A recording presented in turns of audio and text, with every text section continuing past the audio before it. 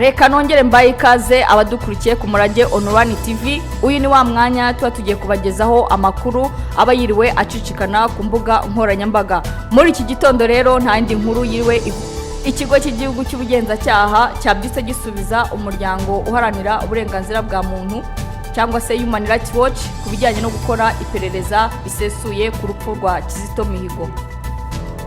Urwego rushinzwe ubugenzacyaha mu Rwanda ruvuga ko umuryango Human Rights Watch udakwiye gusaba irindi perereza ku rupfu rwa Kizito mihigo kuko rufite ubushobozi bwo kurikora. Uyu muryango uharanira uburenganzira bwa muntu ku wa kabiri wavuze ko nawo udashira amakenga ibivugwa na leta y'u Rwanda maze usaba ko hakorwa iperereza ryenga kugira ngo icyaba cyarishe Kizito mihigo kimenyekane. Polisi y'u Rwanda iravuga ko yasanze yiyahuriye muri kasho ya polisi Remera aho yari afungiwe kuko itangazo ryashize ahagaragara ribivuga.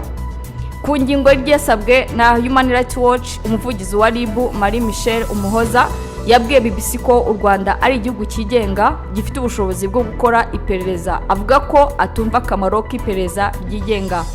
Ativuga ko basaba iperereza ryigenga ngira ngo u Rwanda ni igihugu cyigenga gifite ububasha bwo gukora iperereza ku kintu cyari cyo cyose. U Rwanda rufite ubushobozi bwigenga bwo gukora iperereza. Ntabwo mbona impamvu y'ubwo busabe, ntabwo mbona ikiryo ryigenga ryaba rimaze.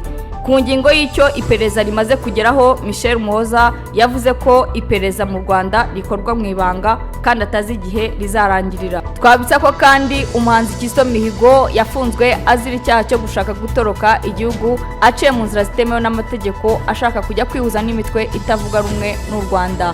Bikaba biteganyijwe ko Kizito mihigo agomba gushyingurwa kuri uyu wa gatandatu tariki ya 22 Gashyantare umwaka wa 2020. Ndagusaba gukora subscribe ndetse na like kugira ngo amakuru yacu azajya kugeraho ku gihe.